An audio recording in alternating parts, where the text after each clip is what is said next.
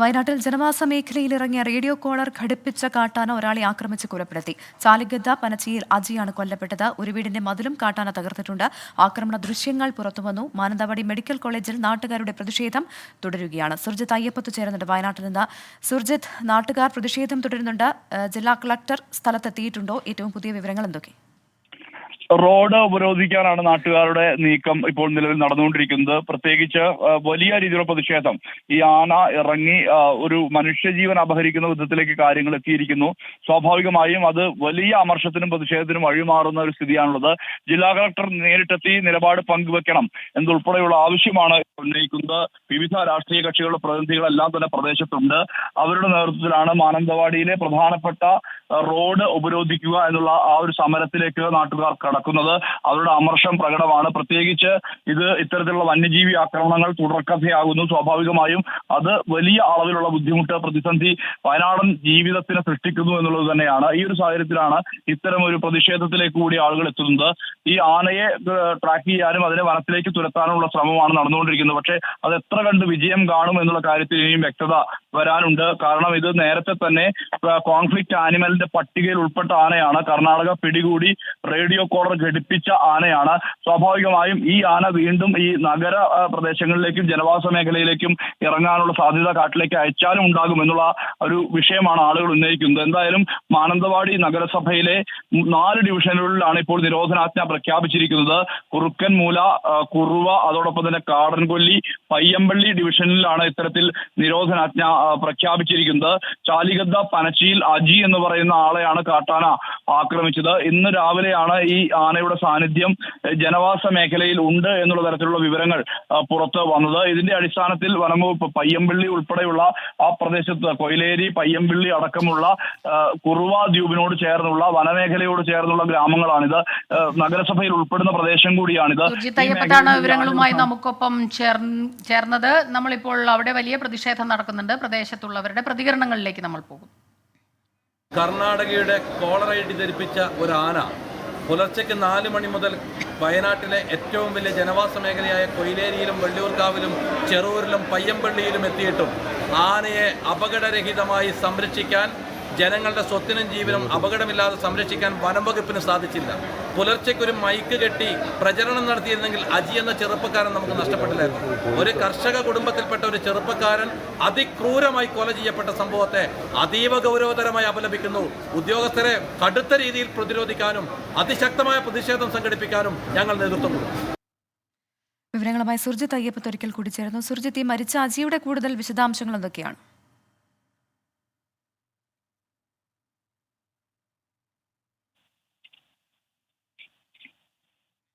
സുർജിത്ത് അയ്യപ്പത്ത് നമുക്കൊപ്പം ഉടൻ തന്നെ ചേരുമെന്നാണ് പ്രതീക്ഷിക്കുന്നത്. അവിടെ വലിയ പ്രതിഷേധം നടക്കുന്നു. അതെ, ആനയുടെ ആക്രമണത്തിൽ ഒരാൾ കൊല്ലപ്പെട്ട സാഹചര്യത്തിൽ റോഡ് ഉപരോധിക്കാനാണ് ഇപ്പോൾ നാട്ടുകാർ തീരുമാനിച്ചിരിക്കുന്നത്. സുർജിത്ത് അയ്യപ്പത്ത് ചേരുന്നുണ്ട്. സുർജിത്ത്, കേൾക്കാമോ? ഈ മരിച്ച അജിയെക്കുറിച്ചുള്ള കൂടുതൽ വിശദാംശങ്ങൾ നമുക്കിപ്പോൾ ലഭ്യമായിട്ടുണ്ടോ? വിശദാംശങ്ങൾ ലഭ്യമാകുന്നതേ ഉള്ളൂ. എന്തായാലും ഇദ്ദേഹം ഇന്ന് രാവിലെ ഈ ആന ഇറങ്ങിയ വിവരമറിഞ്ഞ് പുറത്തേക്ക് എത്തിയതാണ്. ഇതേ തുടർന്ന് ഈ ആന കടന്നു പോകുന്ന വഴിയിൽ ആളുകളെല്ലാം തന്നെ നിന്നിരുന്നു. അതിനിടയിലാണ് പെട്ടെന്ന് ആന തിരിഞ്ഞു വരികയും ഇവർ എല്ലാം തന്നെ ഓടി രക്ഷപ്പെടാൻ വേണ്ടി ശ്രമിക്കുകയും ചെയ്തത്. അടുത്ത വീടിന്റെ മതിൽ ചാടിക്കടന്ന് അകത്തേക്ക് കടക്കാനാണ് ഇദ്ദേഹം ശ്രമിച്ചത്. ഇതിനിടയിലാണ് ആന ഈ ഗേറ്റ് തകർത്തുകൊണ്ട് അകത്തേക്ക് കയറുന്നത്. ഇതിനുശേഷം ഇദ്ദേഹത്തെ ആക്രമിക്കുകയായിരുന്നു എന്നുള്ളതാണ് പറയുന്നത്. ഇതിന്റെ CCTV ദൃശ്യങ്ങളടക്കം കൃത്യമായ രീതിയിൽ തന്നെ അത് വ്യക്തമാവുന്ന തരത്തിൽ തന്നെയാണ് കാര്യങ്ങൾ കാണുന്നത്. എന്തായാലും ഈ ആനയുടെ ആക്രമണത്തിൽ ഒരാൾ കൊല്ലപ്പെടുന്ന ദൗർഭാഗ്യകരമായ സംഭവം ഉണ്ടായിരിക്കുന്നു. സ്വാഭാവികമായും അത് വലിയ രീതിയിലുള്ള ഒരു പ്രതിഷേധത്തിന് കൂടി വഴിമാറുന്ന വിധത്തിലേക്ക് മാനന്തവാടി മാറുകയാണ്. മാനന്തവാടിയുടെ നഗരത്തിൽ റോഡ് ഉപരോധിക്കുക എന്നുള്ള തരത്തിലുള്ള ഒരു പ്രതിഷേധ മാർഗങ്ങളിലേക്ക് കണ്ടത്. മുകളിലൊരു ഡ്രോൺ പറക്കുന്നുണ്ട്. അപ്പം ഞങ്ങൾ വിചാരിച്ചത് ഡ്രോൺ ഇവർ ട്രാക്ക് ചെയ്യുന്നതായിരിക്കും എന്ന് പറഞ്ഞു. അപ്പോൾ ഞാൻ നോക്കുമ്പോൾ പെട്ടെന്ന് ആ ഡ്രോണിൻ്റെ നിന്നു. അപ്പം ആന മാറിക്കാണും എന്നുള്ള ഒരു ഇതിൽ ഞങ്ങൾ വണ്ടി എടുത്തിട്ട് ഇങ്ങോട്ട് വരുമ്പോൾ പള്ളിയുടെ അടുത്ത് ഒരു 10-30 പേരുണ്ടാവും, ഫോറസ്റ്റേഴ്സും കാര്യങ്ങളൊക്കെ ഉണ്ട്. അപ്പോൾ ഇവരോട് ഞങ്ങൾ ചോദിച്ചു കഴിഞ്ഞപ്പോൾ ആന എവിടെയാണെന്ന് ഇവർക്കും അറിയില്ല. ആനയെ ഇവർ ഇന്നലെ വൈകുന്നേരം 6 മണി തൊട്ട് ട്രാക്ക് ചെയ്യുന്നുണ്ട്. ആന എവിടെയാണെന്ന് അറിയില്ല. ആൾക്കാർ പറഞ്ഞതനുസരിച്ച് അവർ അങ്ങോട്ട് പോകുന്നുണ്ട്, വണ്ടിയിൽ ഇങ്ങോട്ട് പോകുന്നുണ്ട്. അല്ലാതെ യാതൊരു ഐഡിയയും ഇവർക്കില്ല. ഇവർ റേഡിയോ കോളർ ഘടിപ്പിച്ച ആനയല്ലേ, ഇതിന് എന്തുകൊണ്ട് നിങ്ങൾക്ക് ട്രാക്ക് ചെയ്തുകൂടാ? എന്തുകൊണ്ട് നമ്മൾക്ക് നമ്മുടെ ഒരു പ്രോപ്പറായിട്ട് ഇത്രയും ഡെവലപ്ഡ് ആയിട്ടുള്ള ഒരു ജനറേഷനിലല്ല നമ്മൾ ജീവിക്കുന്നത്? എന്തുകൊണ്ട് നിങ്ങൾക്ക് സിസ്റ്റം ഒന്ന് സിങ്ക്രണൈസ് ചെയ്ത് അല്ലെങ്കിൽ അവരുമായിട്ട് ഗവൺമെൻറ് ഒഫീഷ്യൽസ് സംസാരിച്ചിട്ട് ആൾക്കാരുടെ ജീവനും സ്വത്തിനും സംരക്ഷണം കൊടുത്തുകൂടാ? അതുപോലെ തന്നെ ഡ്രോണിൻ്റെ ചാർജ് പോയിട്ട് കുത്തിവെച്ചിരിക്കുക. ആപ്പടെ ഒരു ഡ്രോൺ കൊണ്ടാണ് ഇവർ ആനയെ പിടിക്കാൻ വന്നിരിക്കുന്നത്. അവർക്ക് കുറേ ഡ്രോൺ ഉണ്ട്, അതൊക്കെ പലയിടത്തോട്ട് പോയിട്ടുണ്ടെന്ന്. ഒരു ഡ്രോൺ ഒന്ന് പറന്ന് കാണുമ്പോഴേക്കും അപ്പോഴേ ചാർജ് പോയി അടുത്ത വീട്ടിൽ ചാർജ് ചെയ്യാൻ വെക്കുന്നതാണ് ഈ സിസ്റ്റം. അതുപോലെ ഒരു മോശമായിട്ടുള്ള ഒരു സിസ്റ്റത്തിലൂടെയാണ് നമ്മൾ കടന്നു പോകുന്നത്. അതുപോലെ തന്നെ ഇവിടെ 2-3 ഉത്സവം ഉണ്ടായിരുന്നു ഇന്നലെ. മണിമുടി കോളനിയിൽ ഉത്സവം ഉണ്ടായിരുന്നു, കുറുക്കുമൂല അമ്പലത്തിൽ ഉത്സവം ഉണ്ടായിരുന്നു, അതുപോലെ തന്നെ പടമലപ്പള്ളിയിൽ ഉത്സവം ഉണ്ടായിരുന്നു, പെരുന്നാളുണ്ടായിരുന്നു. അപ്പോൾ ഇത് ഇന്നലെ രാത്രി 12 മണി വരെ ആൾക്കാരുണ്ടായിരുന്നു. ഈ സമയത്തൊക്കെ ആന നമ്മുടെ സമീപ പ്രദേശങ്ങളിലുണ്ട്. അതുപോലെ തന്നെ ഇത് പ്രോപ്പറായിട്ടുള്ള അനൗൺസ്മെൻറ്റോ ഒരു കാര്യങ്ങളും ഞങ്ങൾക്ക് കിട്ടിയിട്ടില്ല. ഞങ്ങളുടെ ഗ്രൂപ്പ് വഴി അങ്ങോട്ടും ഇങ്ങോട്ടും പറയുന്നതല്ലാതെ ഒരു മനുഷ്യനും യാതൊരു ഇൻഫർമേഷനും ഈ സമയം വരെ ഇപ്പം ഒരാൾ മരിച്ചു പോയതിന് ശേഷം 144 എന്ത് പ്രഖ്യാപിച്ചിട്ട് നമുക്കൊരു കാര്യമില്ല. അതിനു മുന്നേ നമ്മൾ പ്രോപ്പറായിട്ടുള്ളൊരു ഇൻഫർമേഷൻ പബ്ലിക്കിന് കൊടുക്കണ്ടേ? ഇത് കൊടുക്കുന്നില്ല. ഇത് യാതൊരു തരത്തിലുള്ള ഇത് അനാസ്ഥ എന്ന് പറഞ്ഞു കഴിഞ്ഞാൽ യാതൊരു തരത്തിലുള്ള ആന പോകുന്നു, പുറകെ ആൾക്കാർ പോകുന്നു. എന്തിനാണ് നിങ്ങൾ പുറകെ പോകുന്നത്? ആന അതിൻ്റെ വഴിക്ക് പോയിട്ട് എവിടെയെങ്കിലും കയറി പോയിക്കോളൂല്ലേ? എന്തിനാണ് നമ്മൾക്ക് ഇത് ചെയ്യേണ്ട ഒരു ആവശ്യമില്ല. നമ്മൾ ഇതിന് ആനയെ കവർ ചെയ്യുക, ആനയെ അല്ലെങ്കിൽ സറൗണ്ട് ചെയ്തിട്ട് അതിനെ പ്രോപ്പറായിട്ട് ഗൈഡ് ചെയ്ത് വനത്തിലോട്ട് വിടണം. അല്ലാതെ ആന പോകുന്നതിൻ്റെ പുറകെ നമ്മളൊരു 10-30 ജീപ്പിൽ ആൾക്കാർ പോയതുകൊണ്ട് എന്ത് കാര്യമുണ്ട്? ജനങ്ങളുടെ പൈസ കളയാന്നല്ലാതുകൊണ്ട് യാതൊരു കാര്യവുമില്ല. ഇതിന് ഞങ്ങൾ ശക്തമായിട്ട് പ്രതിഷേധിക്കും. ഇത്തരണത്തിലുള്ള ഒരു പ്രോപ്പർ ഫെൻസിങ്ങോ കാര്യങ്ങളോ ഒക്കെ ചെയ്യാതെ കൊണ്ട് നമ്മുടെ നാട്ടുകാർക്ക് ഇവിടെ ജീവിക്കണ്ടേ? ഞങ്ങൾക്കും ജീവിക്കണ്ടേ? ഞങ്ങൾ മനുഷ്യരല്ലേ? ഈ കാര്യം ഞങ്ങൾക്ക് ശക്തമായിട്ടുള്ള പ്രതിഷേധമുണ്ട്.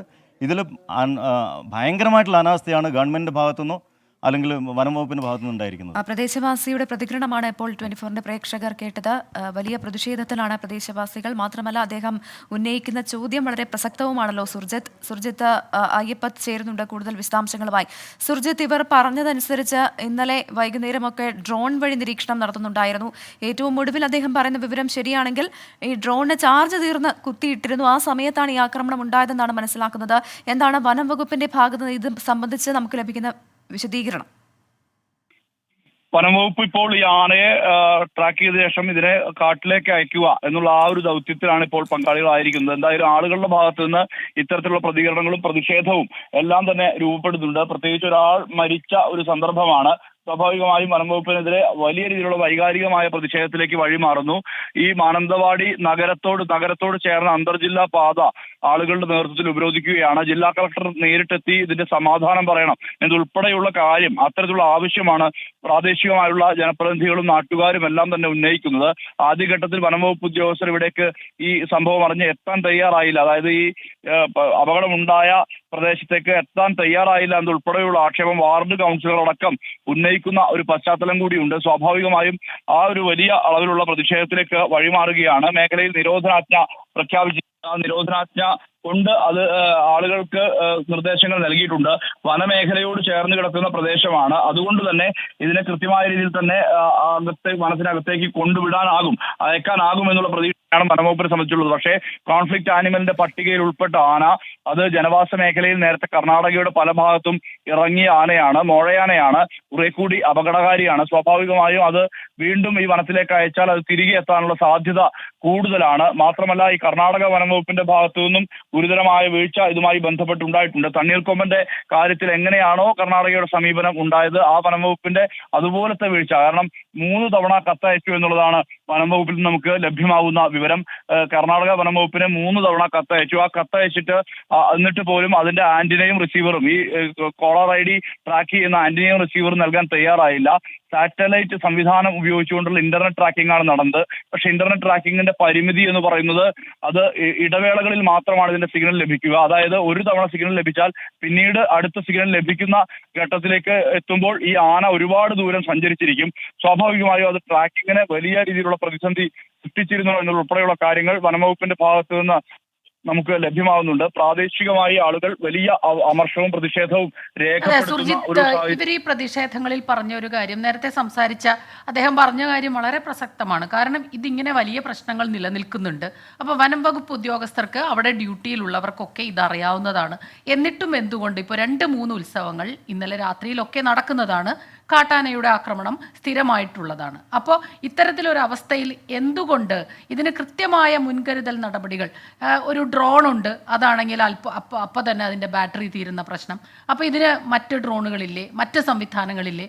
നേരത്തെ പറഞ്ഞതുപോലെ ഒരു മൈക്ക് വെച്ചിട്ട് ഒരു അനൗൺസ്മെന്റ് നടത്തിയാൽ പോലും സുരക്ഷ അത് മുൻനിർത്തി മുൻകരുതൽ എടുക്കാമായിരുന്നു. ഇതൊന്നും നടക്കുന്നില്ല.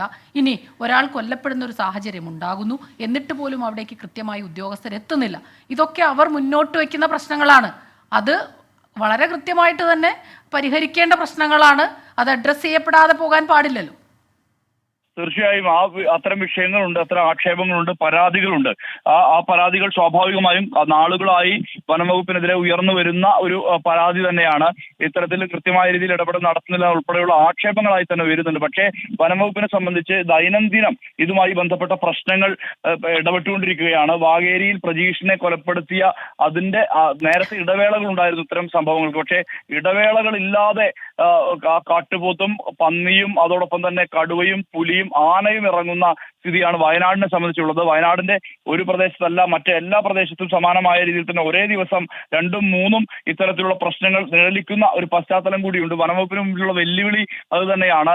അവരെ സംബന്ധിച്ച് ഇവരുടെ RRT സംഘം ഉൾപ്പെടെയുള്ളവർ നാളുകളായി ഇതുമായി ബന്ധപ്പെട്ട വിഷയങ്ങളിൽ ഇടപെട്ടുകൊണ്ടിരിക്കുന്ന സംഘമാണ്. കഴിഞ്ഞ ദിവസം പോലും ഇത്തരത്തിലുള്ള ആനയുടെ സാന്നിധ്യം, ലക്ഷ്മണൻ എന്നുള്ള ആളെയാണ് ഒരാഴ്ചക്കിടെ കാട്ടാന കൊലപ്പെടുത്തിയത്. ലക്ഷ്മണൻ എന്ന് പറയുന്ന ഒരു ആദിവാസി വിഭാഗത്തിൽപ്പെട്ട ആളെ തോൽപ്പെട്ടി ഭാഗത്ത് തോട്ടത്തോട് ചേർന്ന് ഈ കാട്ടാനയുടെ ആക്രമണത്തിൽ ഒരാൾ കൊല്ലപ്പെടുന്ന ഒരു സാഹചര്യം ഉണ്ടായി. അതിനുശേഷം ഇതിന്റെ തുടർച്ചയായ രീതിയിൽ തന്നെ ഈ വന്യമൃഗങ്ങളുടെ ആക്രമണം തുടർച്ചയാണ്. വനംവകുപ്പിനെ സംബന്ധിച്ച് വലിയ രീതിയിലുള്ള വെല്ലുവിളിയും പ്രതിസന്ധിയും നിലനിൽക്കുന്ന പശ്ചാത്തലമുണ്ട്. ഇതിൽ കൃത്യമായ രീതിയിലുള്ള പരിഹാരം എന്ന് പറയുന്നത് വനാതിർത്തിയെ വേർതിരിക്കുക എന്നുള്ളതാണ്. അതുമായി ബന്ധപ്പെട്ട കൃത്യമായ ഒരു ആക്ഷൻ പ്ലാൻ തന്നെ വയനാടിനെ സംബന്ധിച്ച് വേണം. അല്ലാത്ത പക്ഷം ഈ കൂടുതൽ ഇപ്പോൾ ഈ നീലഗിരി മലനിരകളുടെ ഭാഗമായ വനമേഖലയോട് ചേർന്ന് കിടക്കുന്ന ഈ വയനാട് നാഗർഹോള ഉൾപ്പെടെയുള്ള വന്യജീവി സങ്കേതം, ബന്ദിപ്പൂർ അടക്കമുള്ള വന്യജീവി സങ്കേതം, അതിനോട് ചേർന്ന പ്രദേശങ്ങളിലെ കടുത്ത വരൾച്ചയെ നേരിടുകയാണ്. സ്വാഭാവികമായും ഈ ആനകൾ മാത്രമല്ല മറ്റു വന്യമൃഗങ്ങളും എല്ലാം തന്നെ ഈ വരൾച്ച ഉള്ളതുകൊണ്ട് തന്നെ കാട്ടിൽ നിന്ന് നാട്ടിലേക്ക് ഇറങ്ങാനുള്ള സാധ്യത കൂടി വരികയാണ്. എല്ലാം തന്നെ ഇതിനൊരു സവിശേഷമായ ഒരു സാഹചര്യമുണ്ട്. സെന്ന പോലുള്ള അധിനിവേശ സസ്യങ്ങൾ ഈ വനമേഖലയിലുണ്ട്. സ്വാഭാവികമായും അത് അവിടുത്തെ ആവാസ വ്യവസ്ഥയെ ബാധിക്കുന്ന വിധത്തിലാണ് കാര്യങ്ങളുള്ളത്. ഇതൊക്കെ തന്നെയാണ് പ്രതിസന്ധി. ഈ പ്രതിസന്ധിയെ എങ്ങനെ മറികടക്കാൻ കഴിയും എന്നുള്ളതാണ്. അതിന് മറികടക്കണമെങ്കിൽ കൃത്യമായ ഒരു ആക്ഷൻ പ്ലാൻ തന്നെ വേണം. ആ ആക്ഷൻ പ്ലാൻ വേണം എന്നുള്ള ആവശ്യം വയനാട്ടിലെ ജനപ്രതിനിധികൾ ഒന്നടങ്കം ഉന്നയിക്കുന്നുണ്ട്. പ്രത്യേകിച്ച് നിയമസഭയിലടക്കം IC ബാലകൃഷ്ണൻ ഈ വിഷയം ഉയർത്തിക്കൊണ്ടുവന്നതാണ്. അപ്പോൾ അത്തരത്തിലുള്ള ആക്ഷൻ പ്ലാനിന് നേതൃത്വം നൽകേണ്ട സർക്കാരിന്റെ കടമ കൂടിയാണ്. പക്ഷേ സർക്കാർ അത്തരത്തിലുള്ള നടപടികളിലേക്ക് കടക്കുന്നില്ല എന്നുൾപ്പെടെയുള്ള ആക്ഷേപങ്ങളും പരാതികളും ഉന്നയിക്കുന്നുണ്ട്. പല ഭാഗത്തും ഈ ഫെൻസിങ്, കൽമതിൽ പൂർത്തിയായിട്ടില്ല. മാത്രമല്ല റെയിൽ ഫെൻസിങ് നടപ്പാക്കണമെന്നുള്ള ആവശ്യം ആളുകൾ ഉന്നയിക്കുന്നുണ്ട്. അത് പൂർത്തിയായിട്ടില്ല. അത്തരത്തിൽ പല ഒരുപാട് ആവശ്യങ്ങൾ അവർ ഉന്നയിക്കുമ്പോഴും ഇന്ന് ഈ പ്രഭാതത്തിൽ അടുത്ത ദുരന്ത വാർത്ത കൂടി എത്തി. അതോടെ പ്രതിഷേധം ശക്തമാക്കിയിരിക്കുകയാണ് വയനാടിലെ മാനന്തവാടിയിലെ പ്രദേശവാസികൾ എല്ലാവരും തന്നെ. സുർജിത്ത് അയ്യപ്പത്താണ് വിവരങ്ങളുമായി നമുക്കൊപ്പം ചേർന്നത്.